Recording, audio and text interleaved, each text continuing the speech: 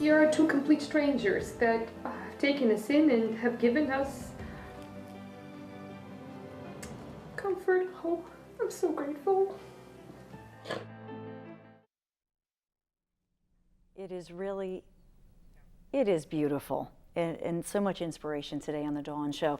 You know me, I did news for how many decades of my life, and news, if it bleeds, it leads, and it's all about the tragedy and the bad news. And here on the Dawn Show, I always want to talk about people and places and organizations that are part of the solution. And that's really what we're talking about, people who are paying it forward. So let's introduce Sue Cruz, who is a host family for Hosts for Hospitals, and Margaret Massimi, who is a guest for Hosts for Hospitals. It's so good to have you here. Right, thanks, Dawn. Thank you. We're glad to be here. So, I want to ask you first, Margaret, because your husband came here and in August had transplant surgery. Yes. So first of all, how is your husband doing? He's recovering really well. He had the transplant, the liver transplant, on August 14th, and he was hospitalized until the end of August, and then he had to go to acute rehab.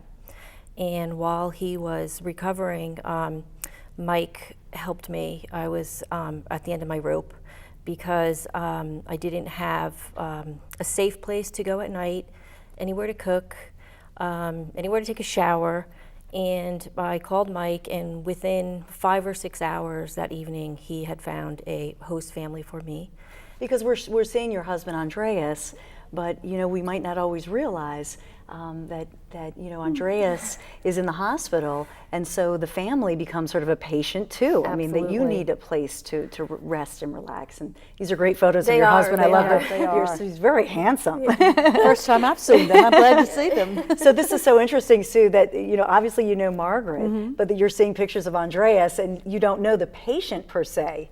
That's interesting. I know him post-surgery. Yes. And I told Margaret he is looking better every day. So, each day I can see some improvement. His eyes are a little brighter. That's true. He's moving around a little bit more. He's using her laptop computer. And so how did you, Sue, and your husband, Reinhard, how did you get involved in Hosts for Hospitals? My husband is a retired United Methodist minister, and before retirement, and I don't remember when, there was a meeting of a lot of hosts, and I'm guessing that Mike was probably there to talk about it, but it covered all of the religious denominations. And Reinhard came in and said, this is something I'd like to get involved with, maybe after I retire. We kind of put it on the back burner, and then luckily they had me on their mailing list, so a newsletter came in, and I was like, oh yeah, we were going to do this. And so we hosted our first guest in January of 2007. So we've been at it now for about 6.5 years. And you've had 1,000 one-nighters. Over 1,000, yeah. Because sometimes the people just come in for one night. Right, and sometimes they're there for 6 weeks or so. Margaret and her husband are our 65th guest family. Ah, that's wonderful. A lucky number. What does it mean? You said that, Margaret, that you were at the end of your rope. I mean, what does it mean to you to have Sue and her husband open up their home? Well, to me, first of all, Hosts for Hospitals serves an immediate physical need, which to a family and a patient is everything. And it's some small things that you would take for granted, simply a safe place to sleep, a place to prepare a meal, is become something extraordinary. And right now, a place for my husband to recover, a place on one floor. And Sue and Reinhard, her husband, have not only opened their doors to us, but to my husband's physical therapist, to his home care nurse. So that means everything to us. He's in a safe place where he can recover. And I also wanted to mention that I was hosted before while my husband was recovering from the surgery with another family, Laura and Sam Martin. And they were absolutely wonderful. So you want to give Laura and Sam a shout out too, a big want to thank you. them because they hosted my older son who came to visit his dad, and our younger son also came to Philadelphia for a weekend. And Laura and Sam were great. Laura showed him how to make soda. She had a soda making machine. We've got a theme here: soda.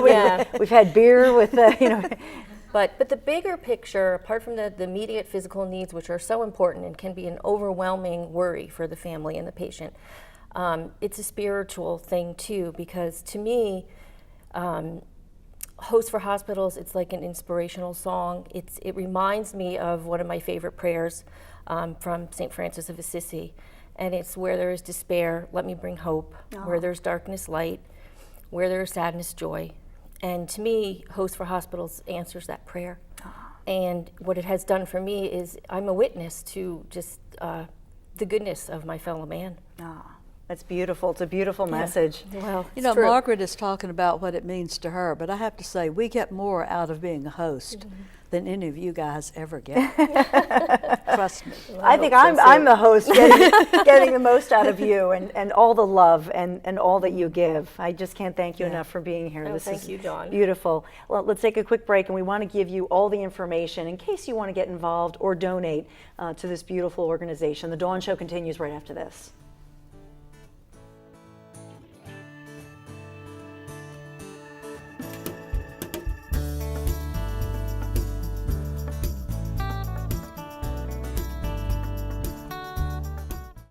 Dawn Stenslementi back here on The Dawn Show. You know, maybe this is something, Host for Hospitals, that you want to get involved with. Maybe you want to donate your time, your home, or maybe some dollars to this amazing organization that's truly grassroots. You know, Sue, I think, you know, for you, as we look at this, here's the number you can call, 215-472-3801, info@Host for Hospitals or hostforhospitals.org. But Sue, as a host family, just a few minutes left, you know, what, or a few seconds left, you know, what would you say to people who are thinking about this? I can't believe it's so easy to do, and it is so rewarding. You know, we have a guest bedroom, we have a guest bathroom.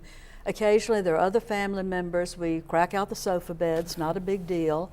And it's incredible. It really is. Well, Sue and Margaret, and our prayers will be with you and your husband in his recovery. Thank you, Dawn. Thank you so much for being here. Thank you. Thank you. Have a good